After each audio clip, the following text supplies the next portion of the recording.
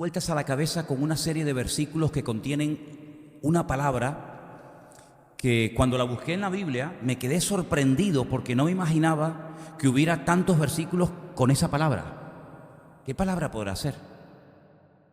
Dígame una.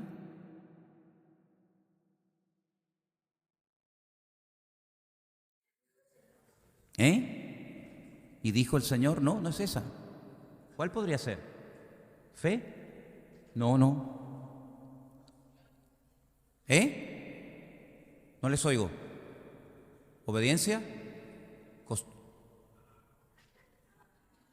A ver, tíreme a ese de arriba abajo, por favor, tíremelo. Esa es la palabra. Me venían versículos a la cabeza. Todos sabemos versículos de memoria, ¿no? ¿Sí o no? Y a mí me venían versículos a la cabeza que tenían la palabra costumbres. Y empecé a buscar, hace años me hicieron un buen regalo, lo agradezco profundamente, es una concordancia donde aparecen prácticamente todos los versículos de la Biblia por palabra, y busqué la palabra costumbre.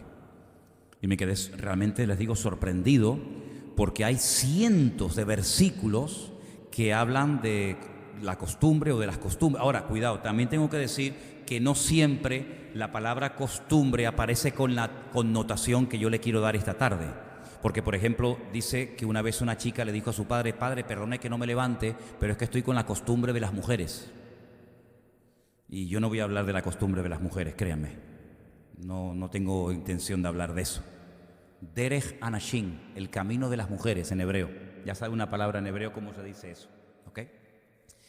Sino que yo lo que quiero hablar es acerca de esas costumbres, de esos hábitos, de esas mañas que todos tenemos, que en algunos casos son buenas costumbres. No todas las costumbres son malas. Pero la Biblia habla mucho acerca de las costumbres que hemos heredado, que no han pasado tal vez por el filtro de la palabra y que pueden ser costumbres que no son buenas tenerlas. Y es más, vamos a ver en esta tarde, con una lista de versículos que he seleccionado, que a veces esas costumbres, sin darnos cuenta, se las podemos también enseñar o transmitir a nuestros hijos, incluso hasta a nuestros nietos. ¿No han oído ustedes la expresión a veces cuando dice, oye, es igualito al padre, igualito al abuelo, es que, oye, calcado? Bueno, pues esa costumbre de llorar todos también la hemos tenido, ¿sí o no? Pero ese llanto es diferente. Ese llanto es como de un gatito. ¿Y no tendrá hambre? ¿Ves? ¿No te digo yo? Ok. Vamos al primer texto. Les dije antes de comenzar el culto a los que estuvieron que leyeran con tranquilidad el capítulo 18 de Levítico. Vamos a Levítico 18, por favor.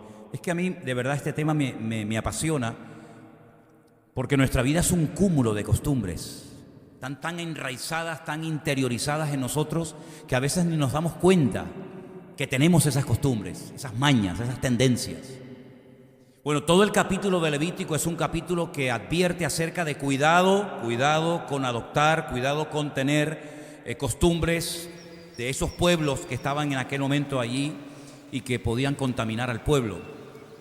No se puede hacer esto, no se puede hacer lo otro, no imiten la promiscuidad sexual ni las barbaridades que estos pueblos cometen. Y al final del capítulo, aparece este versículo, el 30, y dice así: guardad pues mi ordenanza, no haciendo las costumbres abominables que practicaron antes de vosotros, y no os contaminéis en ellas. Lo firma yo, el Señor vuestro Dios. Cuando el pueblo de Israel iba a entrar a la tierra prometida, el Señor les advirtió que ese país no estaba desierto, que ese país estaba habitado por gente muy mala. Estaban los filisteos, los amorreos, los cananeos, los jebuseos, en fin, un montón de naciones, y cada una tenía sus costumbres. Habían pueblos que tenían la costumbre de quemar a sus hijos al fuego y presentarlo a sus dioses como sacrificio. Y para ellos era normal. Estudien ustedes, por ejemplo, qué sacrificios presentaban los aztecas, los mayas, los incas, y se van a quedar sorprendidos. Las costumbres que para ellos eran normales, pero que hoy en día serían auténticas salvajadas, auténticas barbaridades, ¿verdad? Había costumbres, en aquellos tiempos había pueblos que tenían la costumbre de ofrendar, no hijos a sus dioses, pero excrementos humanos, algunos de sus divinidades, y para ellos era normal. Entonces el Señor les viene advirtiendo hace mucho tiempo: cuidado, que esas costumbres son abominación ante mis ojos, y yo no quiero bajo ningún concepto que ustedes los imiten. En todo caso, que ellos les imiten a ustedes, pero no ustedes a ellos. Yo no sé de qué contexto religioso o espiritual tú saliste, o en cuántos contextos espirituales diferentes tú has estado. Pero en todo eso siempre hay cosas que se pueden ir pegando a nuestra forma de hablar, nuestra forma de pensar, nuestra forma de vivir, etcétera, que son costumbres, que son cosas normales para la gente, entre comillas, del mundo, pero que son cosas que Dios no dice en su palabra que tenemos que practicarlas. Por ejemplo, en este país, y bueno, en los países donde venimos la mayoría de nosotros, mucha gente tiene la costumbre que cuando va a meterse en la playa, se persignan. Pero una vez tuvo que haber el primero que hizo eso. Adán no se persignaba, ¿o sí? Yo creo que no, ¿verdad? Ni Abraham, ni Moisés, ni Jesús, ni los discípulos. ¿De dónde viene eso? ¿Qué significa eso de hacer la cruz? ¿Y por qué se hacía? ¿Dónde arranca? ¿Cómo eso ya forma parte de la cultura de países con un contexto, digamos, católico? ¿De dónde viene eso? ¿De dónde viene la costumbre de bautizar a niños? ¿A quién se le ocurrió? ¿Y por qué la gente hoy en día lo ve como algo normal? Bautizar a un niño. O llega un momento que la gente se pone ceniza en la frente. ¿Habéis visto eso, no? ¿De dónde viene eso de darse con un látigo en la espalda? ¿De dónde vienen esas costumbres? ¿De dónde viene, por ejemplo, la costumbre de poner en una determinada época del año un Belén? Con la ovejita, la cabrita, el San José, el niñito Jesús. ¿A quién se le ocurrió la primera vez? ¿Y por qué lo pusieron? ¿A quién se le ocurrió la primera vez poner un árbol con bolitas? ¿A quién se le ocurrió? ¿Y por qué hoy en día es normal eso? ¿Pero qué trasfondo tiene? ¿De dónde viene eso? ¿De qué cultura? ¿Tendrá un origen pagano? ¿Será algo bíblico? ¿Será algo antibíblico? Por eso es muy bueno que como creyentes no solamente nos limitemos a leer y a estudiar la Biblia, que está muy bien, por supuesto, sino que además leamos otras cosas para que nos preguntemos de vez en cuando si puede ser que en mi vida haya una costumbre, o en mi familia, o en mi matrimonio, o mi relación con mi esposo, o con mis hijos, una costumbre que yo creo que es normal y está bien, pero después resulta que a la luz de la palabra de Dios es un disparate y es una auténtica barbaridad hacer eso, ¿verdad? Entonces el Señor le dice: cuidado, que cuando ustedes entren a Canaán, allí hay gente que tienen dioses, que tienen un régimen alimenticio diferente al vuestro, que tienen otra cultura, otro idioma, otras costumbres. Y el Señor dice: y todas esas naciones, sus costumbres, para mí son abominación. Por lo tanto, no las imiten, no las tomen como parte de su cultura, porque no tiene nada que ver con eso. Segunda de Reyes, capítulo 17, dice que al final, lamentablemente, se mezclaron, y fíjate lo que ocurrió. Segunda de Reyes 17, del 34 en adelante. Hasta hoy hacen como antes. Ni temen a Dios, ni guardan sus estatutos ni sus ordenanzas, ni hacen según la ley y los mandamientos que prescribió el Señor a los hijos de Jacob, al cual puso el nombre de Israel, con los cuales el Señor había hecho pacto y les mandó diciendo: no temeréis a otros dioses, ni los adoraréis, ni les serviréis, ni les haréis sacrificios. Al Señor que os sacó de la tierra de Egipto con grande poder y brazo extendido, a este temeréis, a este adoraréis y a este haréis sacrificios. Los estatutos y derechos y ley y mandamientos que os dio por escrito, cuidaréis siempre de ponerlos por obra, y no temeréis a dioses ajenos.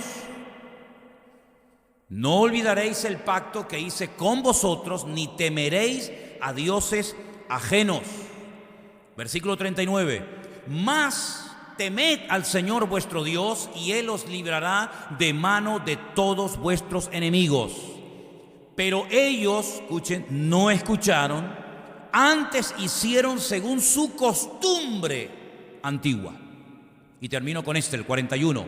Así temieron al Señor aquellas gentes y al mismo tiempo, ay amigo, ahí que comenzaron a mezclar. Temían a Dios, pero al mismo tiempo sirvieron a sus ídolos y también sus hijos y sus nietos, según como hicieron sus padres, así hacen hasta hoy. Al final, todos ustedes saben perfectamente que cuando entra el pueblo de Israel en Canaán, adoptan las costumbres paganas y abominables de esos pueblos, las van traspasando de padres a hijos y al final adoraban a Dios, pero al mismo tiempo adoraban a Baal. Y adoraban un poquito al Dios de Abraham, de Isaac y de Jacob, pero también adoraban a Quemos y a Milcón y a Astoret y a tantos, ¿verdad? Y mezclaron. Y yo hablaba esta mañana en el puerto de la Cruz acerca de la importancia tan grande que le da el Señor, que utiliza elementos, como vamos a verlos ahora, para que el pueblo entienda que en el mundo espiritual las mezclas no están permitidas. Por ejemplo, se les decía a los agricultores, y uno puede decir, pero qué ley más tonta, ¿no? No, era una forma objetiva de que ellos se dieran cuenta de que Dios odia, no soporta, no permite, no tolera las mezclas. Y entonces, cuando iban a sembrar un campo, les prohibía el Señor a su pueblo que sembraran dos cosas en el mismo campo, cosa que es muy común y es muy habitual. ¿Cuántas veces hemos visto una plantación a lo mejor de maíz y tú ves que entre una espiga y otra, en ese terrenito pequeño que queda entre surco y surco, pues aprovechan y siembran papas o siembran cualquier otra cosa? Y es normal, ¿no? Siembran papas y siembran maíz en el mismo terreno. Eso en la Biblia estaba y está prohibido. ¿Para qué? Para que ellos se mentalizaran de que no se pueden mezclar las cosas.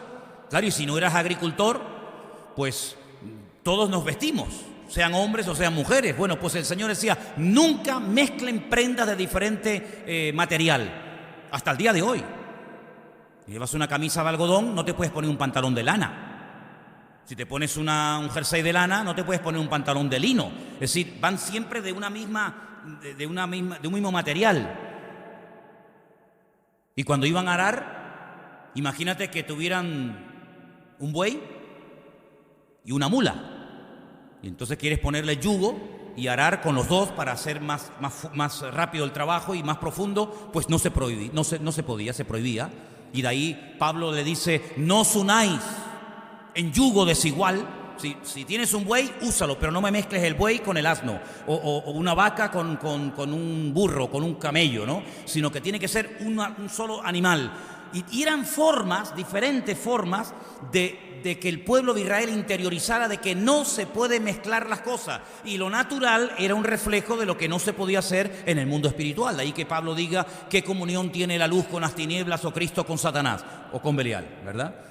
Entonces, hay costumbres de los pueblos que son normales, que son ya parte de la cultura o de la incultura, más bien yo diría, o son parte de la tradición de los pueblos, que están ya tan arraigadas en la cultura de ese pueblo, de esa ciudad o de ese país, que cualquiera se atreve a decir algo en contra de esa cultura. Yo me acuerdo cuando era niño, aquí hay muchos venezolanos y me podrán recordar, pero yo tengo muchos recuerdos de mi infancia en Venezuela, y yo recuerdo que no sé dónde ni cuándo, pero yo me acuerdo que de niño me llevaban a una fiesta donde todos se vestían de demonios, de diablos, con cuernos.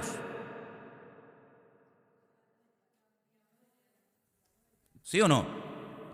Y yo tengo en mi mente que allí todo el mundo tenía cuernos y parecían demonios. Pero es que eso no puede estar permitido por el Señor. Eso no es de Dios. Y hay fiestas en España donde se suelta un animal, un toro, por las calles de España y hay que torturarlo hasta la muerte. Y cuando ya el pobre no da más, pues se le cortan los testículos y se le mata públicamente. Vete, por ejemplo, a Tordesillas, provincia de Valladolid. Vete allí a grabar con un móvil o a decir algo en contra de eso, te matan. Hay otros pueblos de Aragón que cogen una cabra y la tiran del campanario de la iglesia abajo y hoy en día ya ponen una manta, antiguamente la mataban. Sí, hay fiestas que son ya parte de la cultura, de la tradición de un pueblo, pero no significa que porque sean parte de la cultura o parte de la tradición y porque se haya hecho durante tanto tiempo, siglos y siglos, esté bien. Es decir, la mentira a base de repetirla y practicarla no se convierte en una verdad, ni mucho menos. Por lo tanto, el Señor les decía a su pueblo, y hoy en día creo que también a nosotros, tengan mucho cuidado con adoptar costumbres que ya forman parte de la idiosincrasia del pueblo, que ya es normal como español, como venezolano, como colombiano, como americano, practicar eso, pero que si analizas te das cuenta que detrás de esa fiesta popular hay toda una connotación de tipo espiritual, que no refleja, que no proyecta la fe que tú dices tener en un Dios vivo y verdadero, con el cual debes de tener comunión y someterte a Él en absoluta obediencia, ¿sí o no? Bueno, pues lamentablemente el pueblo de Israel no hizo caso y cayó en la trampa, y esas costumbres paganas y abominables formaron parte de su cultura, y ya sus hijos y sus nietos, y bueno, todos saben las consecuencias, un auténtico desastre. Hay dos versículos a través de la pluma de dos profetas diferentes que quiero leer esta tarde. Jeremías 10:3. Presten atención a este versículo, es muy interesante. Dice: porque las costumbres de los pueblos son vanidad. Así de claro, sin rodeo, directo al grano. Las costumbres de los pueblos son vanidad, porque el leño del bosque cortaron, obra de mano de artífice con buril. Así de claro, no hay opción a réplica. El segundo es Ezequiel 11:12 y dice también de una forma muy directa y contundente: y sabréis que yo soy el Señor, porque no habéis andado en mis estatutos, ni habéis obedecido mis decretos, sino que según las costumbres de las naciones que os rodean, habéis hecho. Es decir, en vez del pueblo llevar una vida en orden, en obediencia, en santidad, y ser un pueblo atractivo que no se deja contaminar, ni mangonear, ni influenciar por las costumbres paganas de esos pueblos que le rodeaban, fue todo lo contrario. Ellos se contaminaron y terminaron prostituyéndose espiritualmente hablando, y terminaron adorando a lo que nunca hay que adorar, porque el Señor era categóricamente muy directo y decía: esto bajo ningún concepto se puede hacer. No, pero es que esto lo hizo la abuelita, esto lo hemos hecho toda la vida. Hombre, por favor, ¿cómo vamos a dejar ahora de hacer esto? Y hay gente que tiene hasta miedo de romper una tradición, hasta miedo de no practicar algo que en ese pueblo se ha celebrado toda la vida, por miedo a lo que te pueda pasar. Mira, yo solamente te digo algo: cuando tú te tomas en serio tu relación con el Señor, no tienes que tener miedo de que te pase nada malo, sino lo que tienes que tener es temor de Dios, respeto a Dios. Y si por no practicar algo pagano, que yo sé que es pagano, que no está en la palabra de Dios, que incluso no le agrada al Señor, por no practicar eso, te pones en contra amigos, vecinos o familiares, pues oye, bendito sea Dios, pero procura siempre que el Señor esté contento y que le agrade todo lo que tú hagas, todo lo que tú creas y todo lo que tú practiques a lo largo de tu vida. ¿Cuántos dicen amén? Ahora, la palabra costumbre o costumbres también está en el Nuevo Testamento, y cuidado, estamos hablando de costumbres paganas, costumbres malas, abominables, pero en el Evangelio de Lucas la palabra costumbre aparece con una connotación positiva, con un marcado significado bueno, como vamos a verlo ahora. En Lucas capítulo 2, a partir del verso 41, dice que sus padres, los padres de Jesús, iban todos los años a Jerusalén en la fiesta de la Pascua. Y cuando tuvo 12 años subieron a Jerusalén conforme ¿a qué? A la costumbre de la fiesta. Ahora, déjenme que les diga algo. En la ley de Moisés, la Torá, se le enseñó al pueblo de Israel que 3 veces al año, con ganas o sin ganas, sí o sí, todo judío, todo israelita tenía que ir a Jerusalén a adorar a Dios. La fiesta de la Pascua, ¿verdad? Más tarde la fiesta de Pentecostés o Shavuot, como se llama, y finalmente, entre los meses de septiembre, octubre, la fiesta de Sukkot o la fiesta de los tabernáculos. 3 veces cada año, toda tu vida. Era un mandato. No había que orar: Señor, ¿tú quieres que este año subamos? Chicos, vamos a orar, vamos a ponernos en oración y ayuno para preguntarle al Señor si Él quiere que subamos este año o nos quedemos en casa. Es que no hacía falta ni orar. Mira, lo que está escrito no necesita confirmación. Lo que está escrito y punto. Lo sienta o no lo sienta. Chicos, arréglense, tenemos que subir a Jerusalén. ¿Por qué? Porque es un mandato, es una orden de nuestro Dios. Pero no actuaban, en este caso sus padres, simplemente porque hay que subir y punto, de una forma, digamos, religiosa, impuesta, sino que dice que ya para ellos era una costumbre subir. Qué bonito, ¿no? Cuando ya para nosotros es una costumbre saludarnos. No, es que la Biblia dice que hay que saludarnos.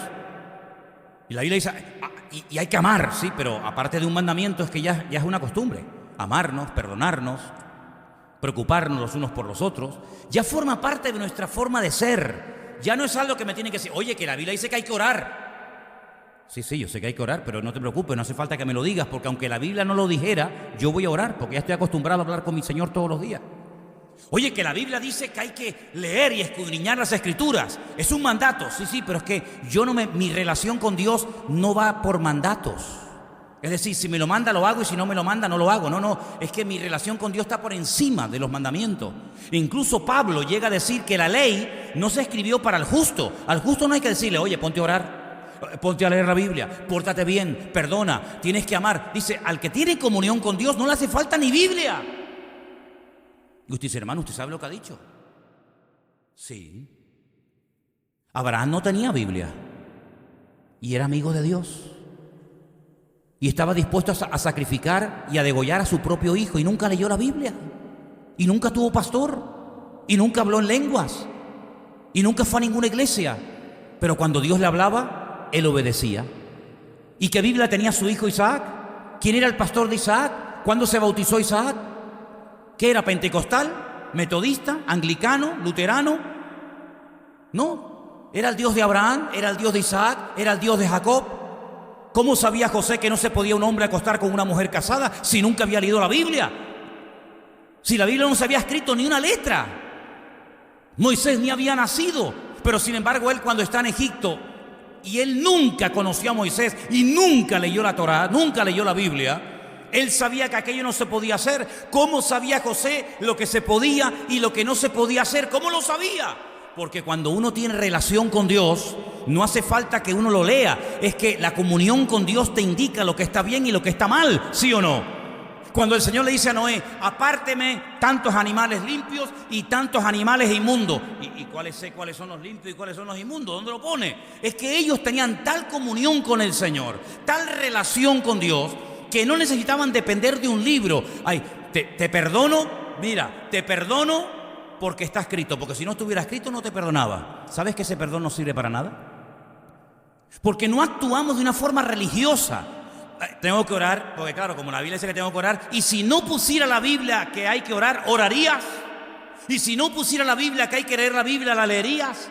Y si no pusiera la Biblia que hay que amar, ¿amarías? ¿Te das cuenta cómo la Biblia es una instrucción maravillosa? Pero cuando uno tiene una comunión tremenda con el Señor, aunque estuvieras en una cárcel el resto de tu vida y nunca más pudieras volver a leer la Biblia, tu comunión con el Señor y el Señor contigo te mostraría y le daría el Espíritu Santo testimonio a tu espíritu de lo que está bien y de lo que está mal. ¿Cuántos dicen amén?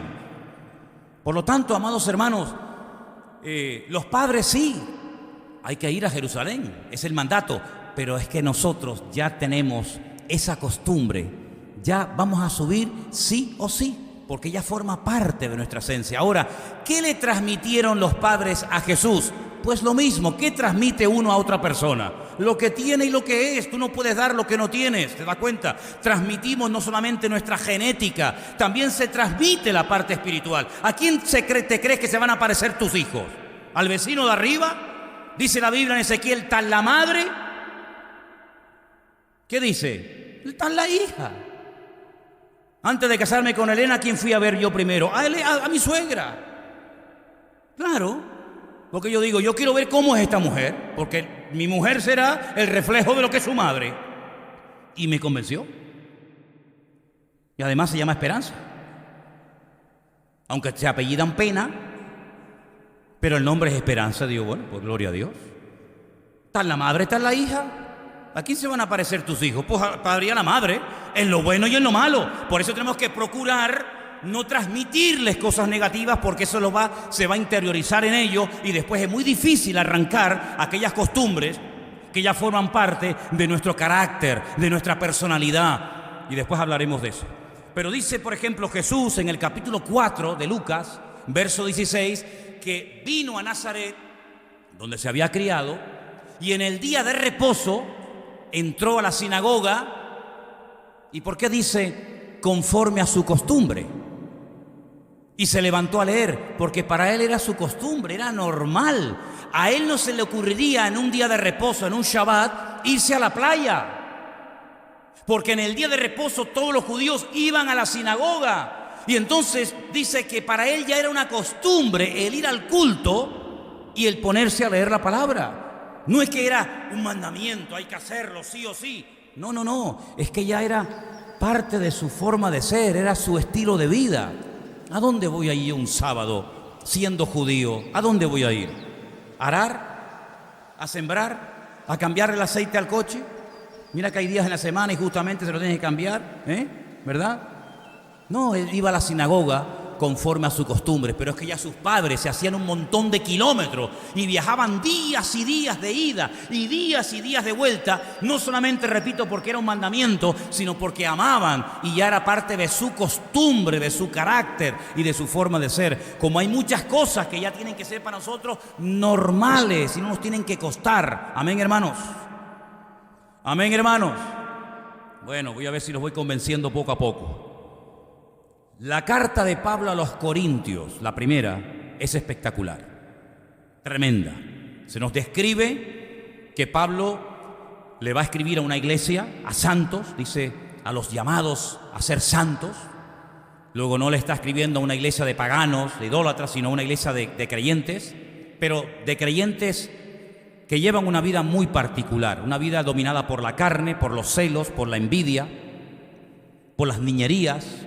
Los llama niños en Cristo, carnales, hermanos que se peleaban, hermanos que se emborrachaban en los cultos. Sí, era una iglesia maravillosa, era una iglesia que, vamos, yo no entro ahí ni loco. Pero Pablo les escribe una carta. Y entonces hay un momento en el capítulo 11, la carta de los Corintios está muy bien esquematizada porque, por ejemplo, dice, mira, el capítulo 15, tema monográfico de la resurrección. Capítulo 12, los dones del Espíritu Santo. Capítulo 13, el amor. Capítulo 7, problemas en el matrimonio. Así va, digamos, esquematizando, ¿verdad?, cada uno de los temas de importancia crucial para el bienestar de la iglesia. Bueno, el capítulo 11 le habla a los hombres, primeramente, y le habla a las mujeres. Y le dice, mira, hermanos, vengan para acá. Miren, ustedes no son judíos.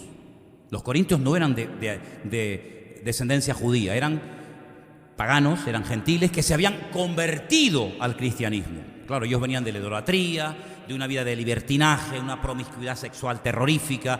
La ciudad de Corinto era como Las Vegas, para que me entendáis, Las Vegas, un desorden de ciudad terrible.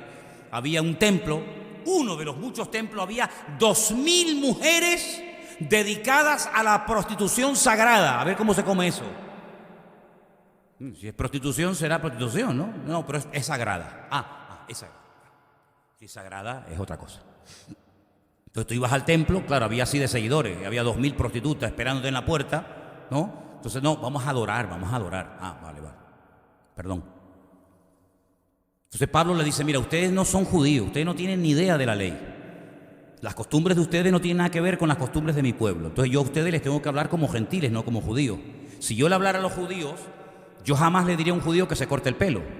Porque en el judaísmo, el hombre que tiene el pelo muy largo es un nazareo, no un nazareno, que es otra cosa. Un nazareo, que es un hombre que ha hecho un voto temporal, no es un voto para toda la vida, es un voto temporal que consiste en abstenerse de relaciones sexuales, en abstenerse de bebidas alcohólicas. No se puede cortar el cabello, tiene que ser un hombre santo, única y exclusivamente para el Señor.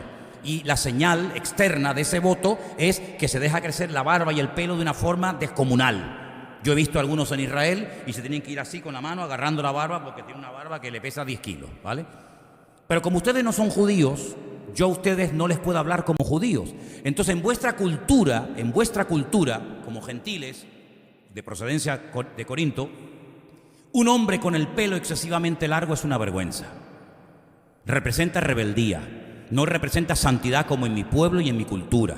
Entonces Pablo no está extrapolando su cultura, él no quiere judaizar a los corintios, él lo que quiere es que sean creyentes, cristianos, que alaben al Señor, no que se vistan como nosotros, que hablen como nosotros, que es lo que hacen muchos hoy en día, que se van a Israel y se vienen con el kipá, con el shofar, con el talí, con no sé qué, no cuánto, y se aprenden 4 palabras en hebreo y ya mañana no saben si son judíos, hebreos, japoneses o chinos.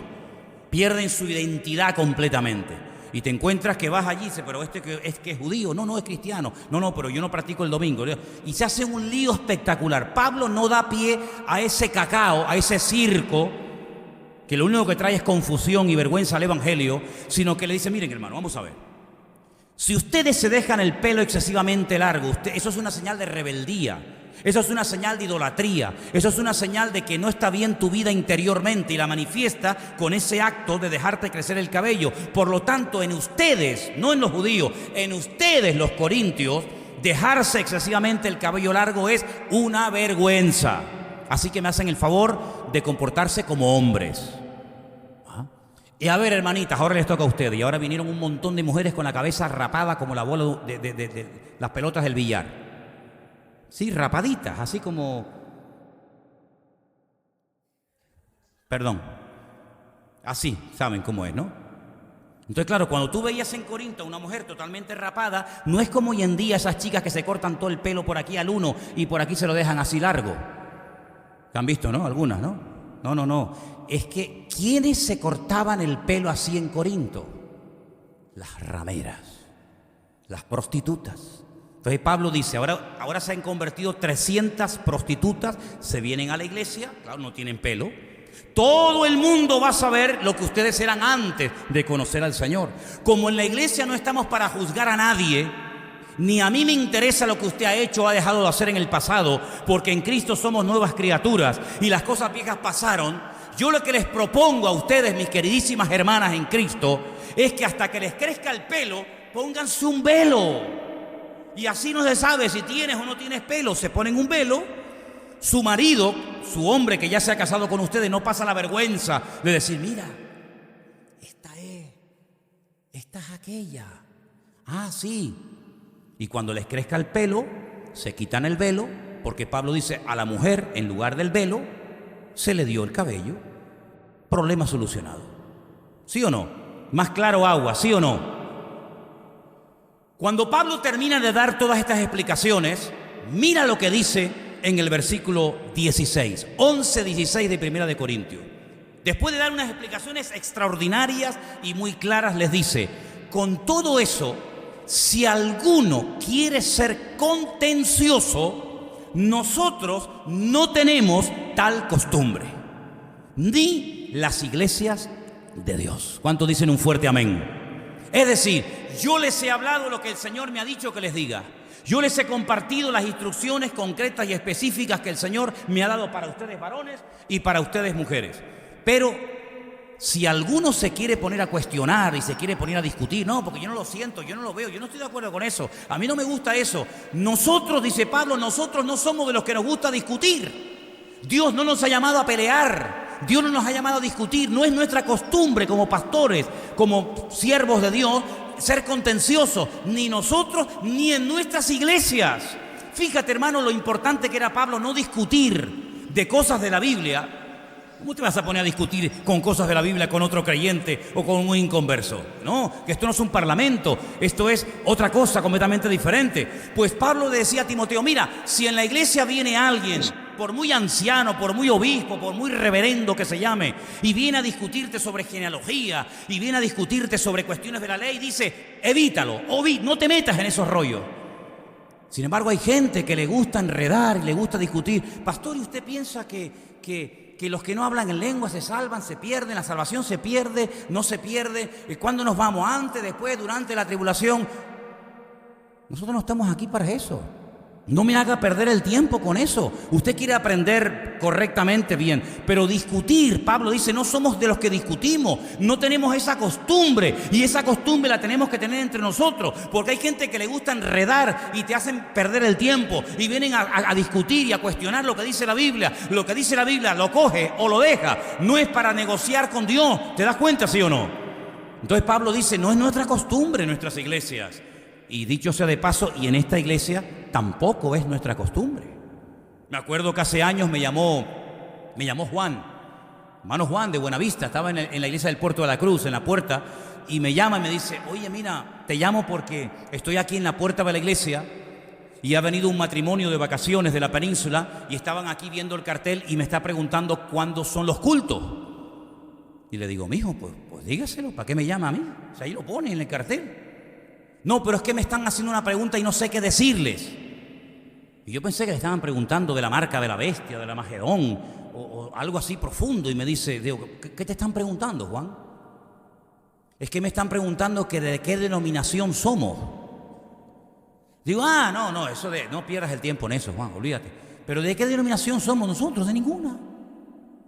De ninguna. Pero ustedes no son pentecostales. ¿O son bautistas? Yo al único bautista que conozco le cortaron la cabeza. Entonces no me hace ninguna gracia.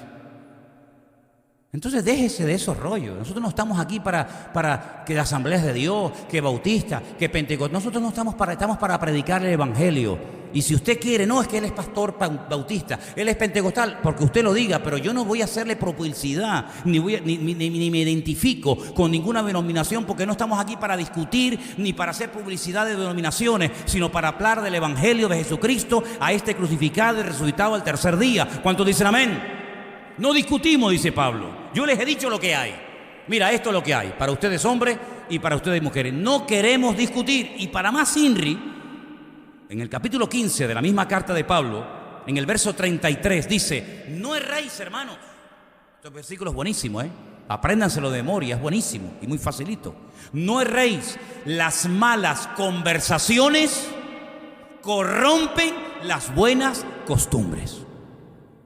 Es decir, si las malas conversaciones echan a perder las buenas costumbres, tengamos buenas conversaciones entonces. Porque las malas conversaciones envenenan las buenas maneras, los buenos principios, los buenos modales. Por lo tanto, lo que no edifica, como decía el otro día Anderson en el mensaje del jueves, no me interesa. Las malas conversaciones no se quedan ahí simplemente en un chisme, en una mala conversación, en una mala expresión. No, cuidado, tiene una repercusión, contamina, envenena, echa a perder las buenas costumbres. Por lo tanto, las evitamos. ¿Cuántos dicen amén? Más adelante, en esa carta que no sabemos exactamente quién la escribió, no, Pablo, no, Lucas, y tal, me da igual. Los dos últimos versículos se encuentran en la carta a los hebreos, o a los judíos, si usted prefiere ese nombre. En el capítulo 10, verso 25, dice algo muy interesante, y ahora le voy a preguntar algo. No dejando de congregarnos, como algunos tienen por costumbre, sino exhortándoos, y tanto más cuando veáis que aquel día se acerca. ¿Por qué el autor de esta carta específicamente a estos hermanos les dice eso? Porque si ellos no tenían el problema de dejar de congregarse, no tiene ningún sentido que a gente que sí o sí se congrega le digas, hermano, no deje de congregarse. Pero hermano, es que no sé por qué usted me dice eso, si yo soy de los que me congrego. Es decir, ¿no será que les dijo a estos hermanos, hermanos, no cojan la manía, no cojan la costumbre, la tendencia de no congregarse como ya algunos tienen por costumbre? ¿No será más bien que le dijo esto porque ya en algunos era costumbre no congregarse? Todo lo que está en la Biblia, cuando el Señor dice perdonaos a una iglesia, cuando le dice a aquellas dos hermanas que tienen un nombre horrible, Evodia y Síntique, madre mía, qué nombre, bueno, Evodia, Síntique, que sean de un mismo sentir, si se llevaran bien, no tiene sentido darles tal exhortación. Si se perdonan, no tiene sentido decir perdónense. Si se amaban, no tiene sentido decirle ámense. Si se congregan, no tiene sentido ordenarles que se dejen de congregar. Por lo tanto, había una costumbre, una fea costumbre, y era que no se querían congregar. Ahora, yo soy consciente, y estoy de acuerdo, que hay personas que no se congregan porque no pueden, o porque en su lugar donde viven no hay iglesia, o porque a lo mejor lo que hay pues no es una sana doctrina, no es conveniente que te reúnas y te congregues en esa iglesia con tu marido, con tu esposa y con tus hijos, porque van a recibir una enseñanza distorsionada que no es buena, y entonces te abstienes y bueno, ya el Señor te alimentará por otra vía, ¿verdad? Eso es una cosa. Y otra cosa son los que pudiendo congregarse, no quieren congregarse.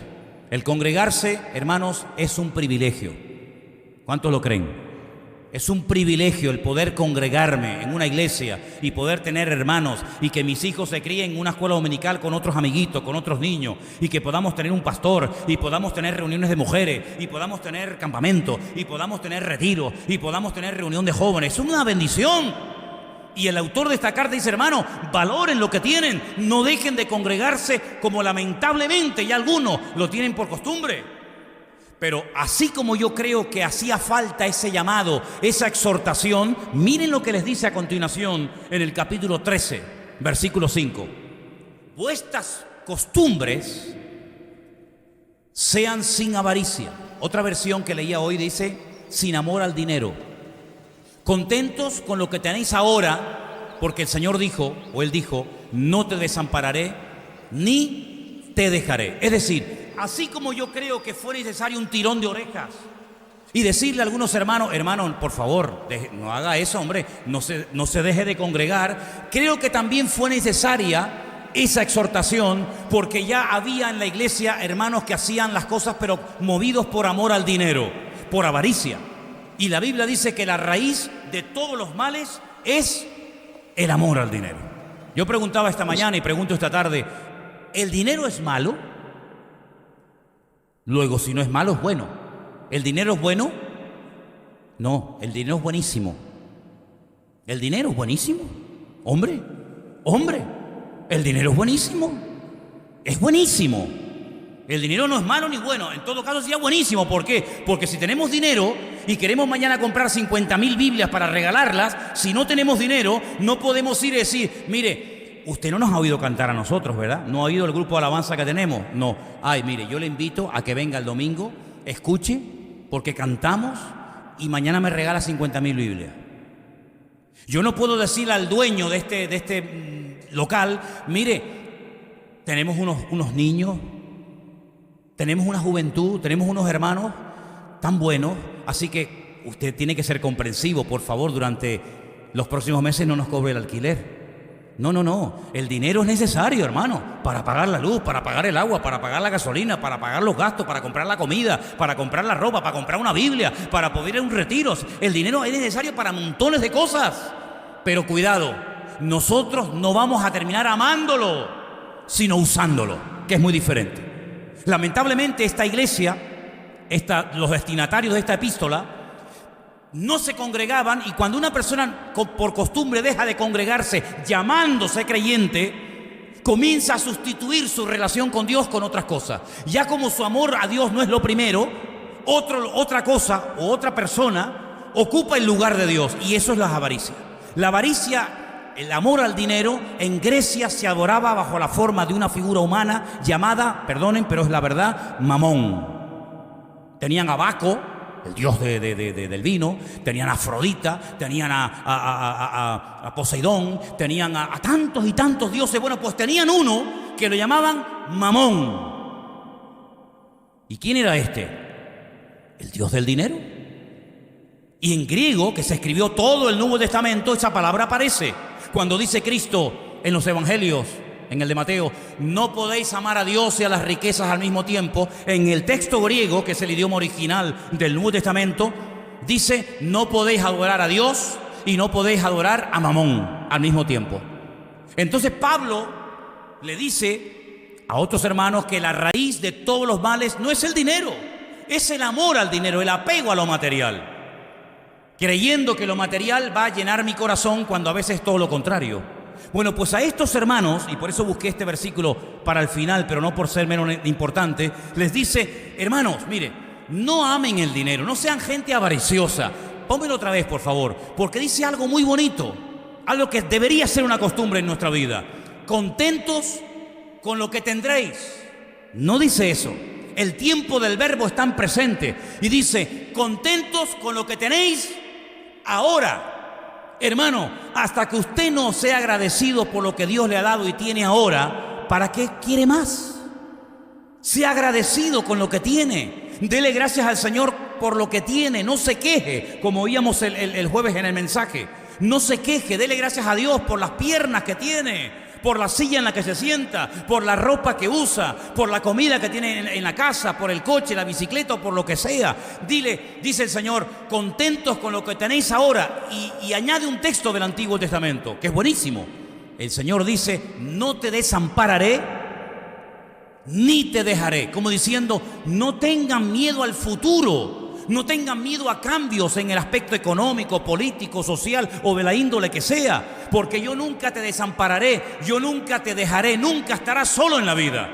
Y todos estos versículos donde aparece la famosa palabra costumbre, se habrán podido dar cuenta a estas alturas del mensaje que hay costumbres que hay que desterrar de nuestra vida, costumbres que no están bien que las cultivemos, y mucho menos transmitirlas a nuestros hijos y a nuestros nietos, y costumbres que son buenos tenerlas.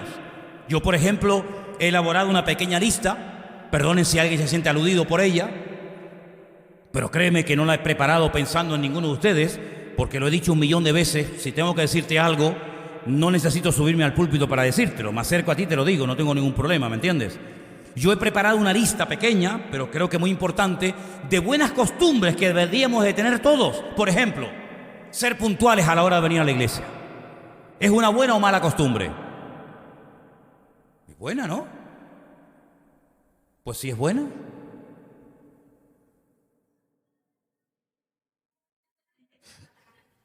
Bueno, vamos a dejarlo ahí. Oye, nunca he dicho tanto lo que no se dice, ¿no? Una buena costumbre es decir, miren hermano, si hay algo que yo puedo hacer o colaborar en la iglesia y entra dentro de mis posibilidades y de mis conocimientos, cuenten conmigo. ¿Buena o mala costumbre? Pues soy todo oídos. Una buena costumbre es levantarte por la mañana y antes de liarte y que el teléfono, que si fulano, que si mengano, que si el colegio, que si el perro, que si el chiquillo. Es decir, yo tengo por ejemplo un librito que me compré en Israel así chiquitito de los Salmos, y yo cuando paseo a mi pastor, pues yo me voy y me llevo mi librito y yo me leo con mi pastor los Salmos. Entonces una buena costumbre es levantarte por la mañana y leerte un par de salmos de la Biblia. Darle de comer al espíritu, no solamente a la panza, darle de comer a tu alma, a tu espíritu.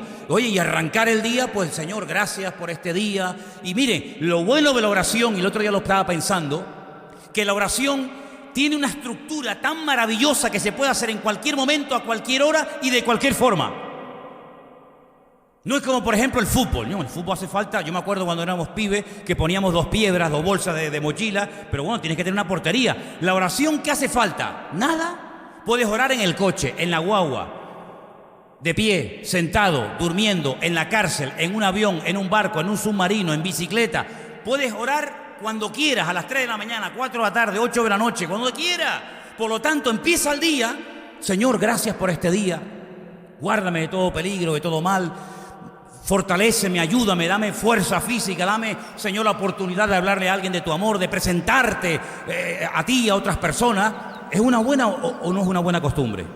Bueno, otra buena costumbre, pues hablarle a la gente del Señor. Mira, podríamos hacer una lista de miles de cosas buenas, de costumbres buenas, pero la pregunta es, ¿y cómo se interiorizan, cómo forman parte de nuestra vida las costumbres? Bueno, pues se ha dicho, mira, yo te digo sinceramente, a veces se dicen cosas, yo no sé si son realmente así o no. Yo no sé si son realmente así, pero yo he oído, y esta mañana yo lo dije, y la gente se ve que lo sabía, y ustedes que son también más listos lo van a saber, que cuando una persona hace durante 21 días seguidos una cosa, ha adquirido un nuevo hábito. ¿Por qué 21? ¿Por qué no 18? ¿Por qué 23? Yo no sé. Yo te digo lo que yo he oído y he leído. Los psicólogos dicen que los hábitos es muy complicado abandonarlos, cuesta mucho dejar un hábito y más cuando uno tiene una cierta edad y lo has hecho tantas veces, pero adquirir un nuevo hábito con 21 días que lo hagas, ya tienes un hábito nuevo. Hombre, mañana si tú no has corrido en tu vida o hace 30 años que no corres, no se te ocurra ir de aquí a las Teresitas corriendo. Porque te puede dar un infarto y en medio de la refinería por allá te tenemos que recoger con una pala. Pero si tú vas todos los días un poquito, Bueno, yo no sé si con 21 días llegaremos, no lo sé. Yo creo que haría falta 300 días, ¿no? Pero, por ejemplo, decir, oye, y aprenderme un versículo de la Biblia a la semana, seré tan bruto, perdonen, seré tan bruto que no soy capaz de aprenderme un versículo a la semana. Claro que podemos, hermano, pero es que no nos lo planteamos, no nos lo proponemos. Entonces, póngase metas, no muy largas.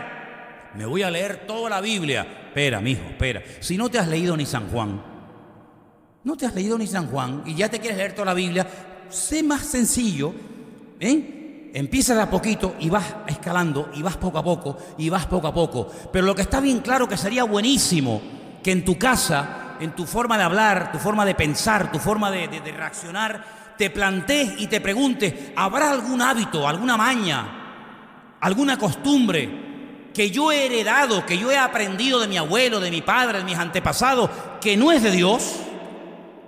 Mira, hemos leído que el pueblo de Israel, el pueblo que vio la gloria del Señor, el pueblo que recibió la palabra de Dios, dice que llegó un momento, me llama la atención, no dice que dejaron de adorar a Dios, no, cuidado. Ellos seguían adorando a Dios, pero al mismo tiempo adoraban a Baal, a Moloc, a Milcón, a Astarot, etcétera, etcétera. Luego mezclaron. Oye, puede ser que en la vida, no digo de todos ustedes, pero puede ser que en la vida de alguno de ustedes en esta tarde haya mezclas. Y por la mañana dice, me voy a leer un salmito como dijo el pastor. Y todo te levanta y dice, ay, mira, el Señor es mi pastor, nada me faltará, en lugares de ligados pastos me hará descansar, junto a aguas de reposo me pastorará. Oye, me leí el salmito, pero déjame ir aquí al bar a pedirme un cortado y ya de paso me leo el horóscopo.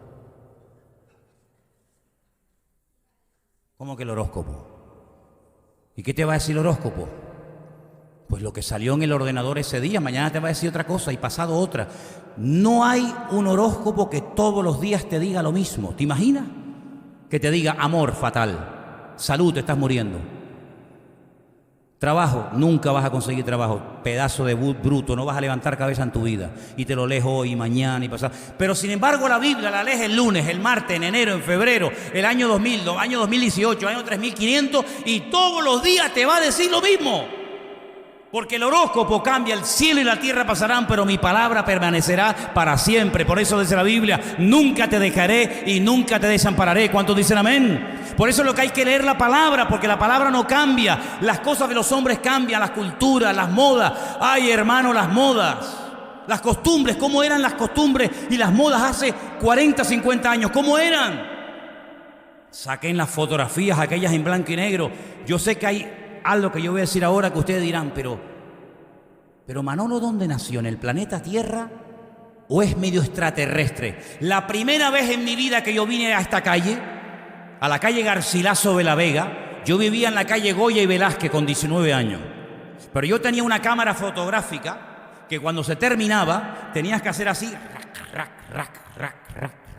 y recogías el rollo, con mucho cuidado de no abrirlo antes de tiempo porque se velaban las fotografías, ¿te acuerdas? ¿Cómo se acuerdan algunos?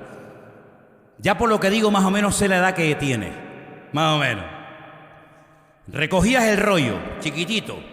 Me vine a la calle Garcilaso de la Vega y al final de la calle había una casa Kodak. Alguno dice,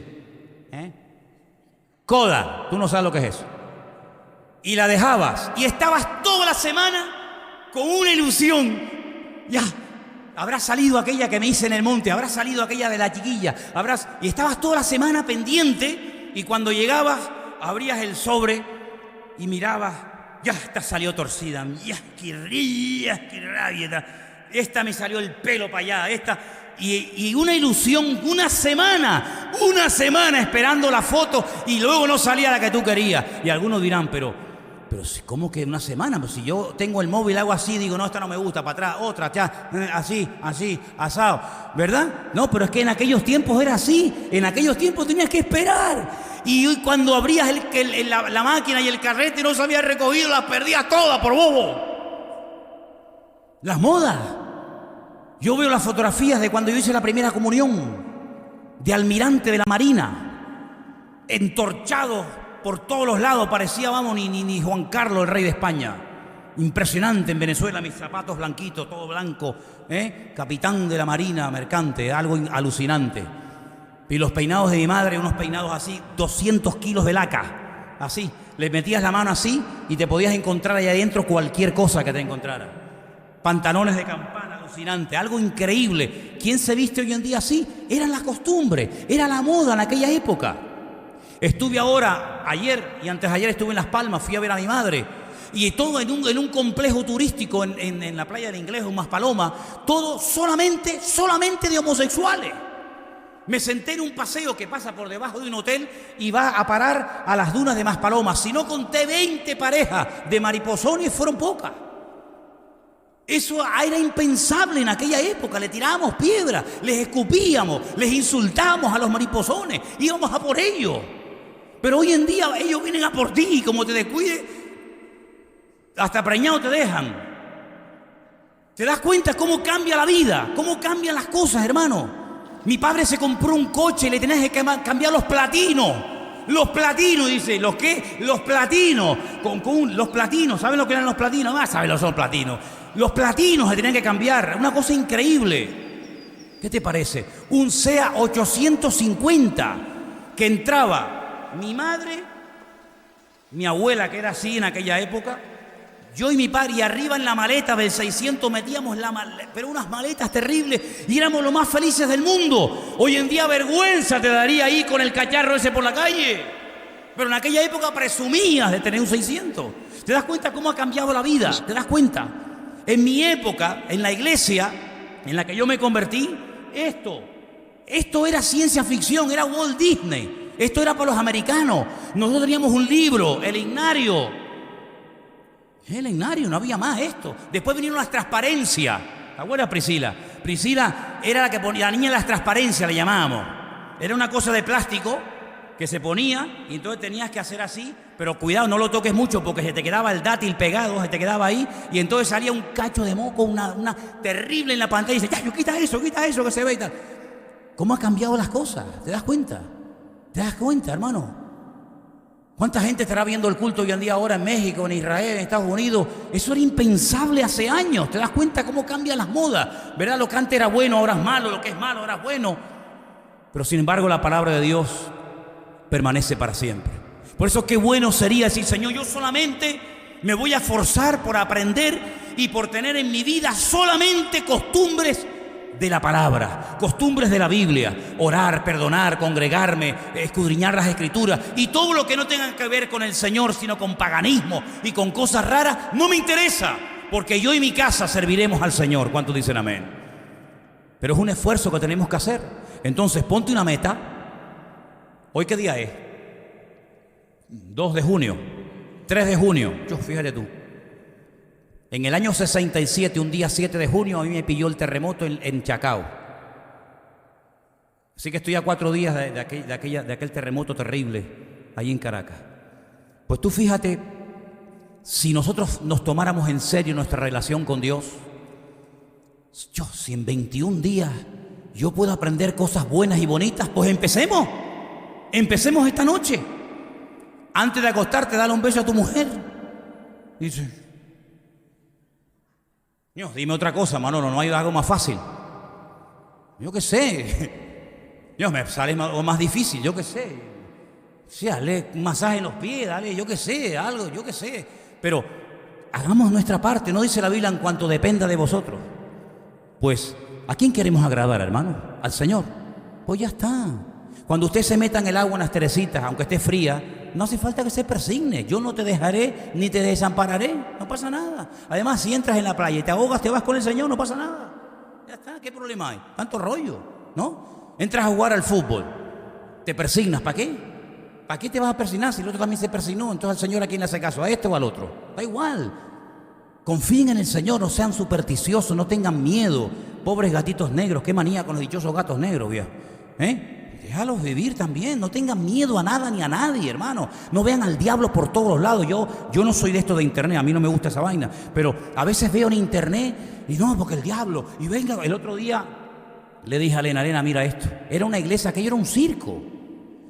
Y ahora le vamos a aplastar la cabeza al diablo. Y ahora la víbora. Y, hermano, dejaron a toda la fauna reptil muerta, mutilada. Déjese de diablo, hombre. Déjese de diablo. A mí no me interesa el diablo, a mí me interesa mi Señor.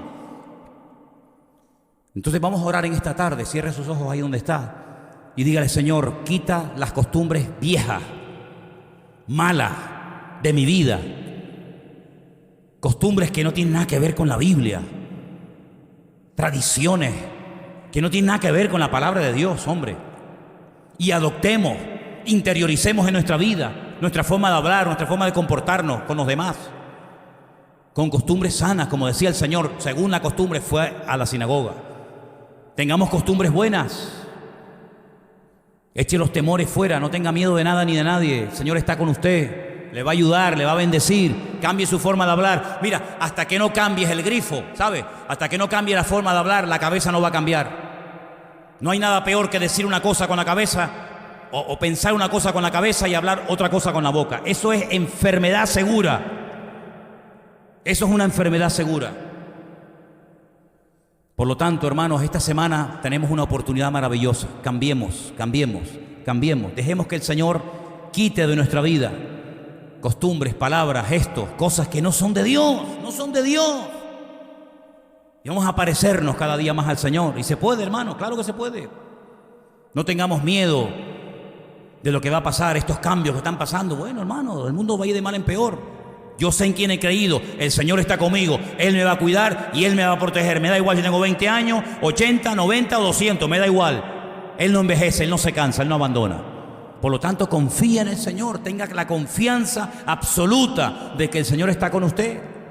Que Dios me cambie costumbres de religiosidad. A veces hay gente que es muy religiosa, que no tiene nada que ver con ser espiritual. A veces hay gente que es mística, que no tiene nada que ver con ser espiritual. No confundamos las cosas. Y si nos enamoramos del Señor, yo estoy seguro que el Señor va a fluir a través de nuestra vida. No vamos a tener necesidad de tanto no, sino yo sé lo que a mi Dios le agrada y lo que no le agrada. Para eso le conozco. Te doy gracias, Señor, en esta tarde por tu presencia en nuestras vidas. Gracias por tu misericordia, tu paciencia, tu amor. Queremos cambiar, queremos que quites toda costumbre mala que tiene que ver con cosas que no son de Dios. Y queremos tener costumbres buenas, costumbres bíblicas, costumbres que glorifiquen al Señor. Nuestra forma de hablar, de comportarnos ante la vida. Ayúdanos, Señor, a cambiar y a tener costumbres bíblicas, costumbres que glorifiquen al Señor. Aleluya. Gracias, Señor, porque con tu ayuda conseguiremos bendiciones grandes y con tu ayuda vamos a poder madurar y crecer, que es lo que en el fondo todos queremos y pedimos en esta tarde, en el nombre de Cristo Jesús. Amén.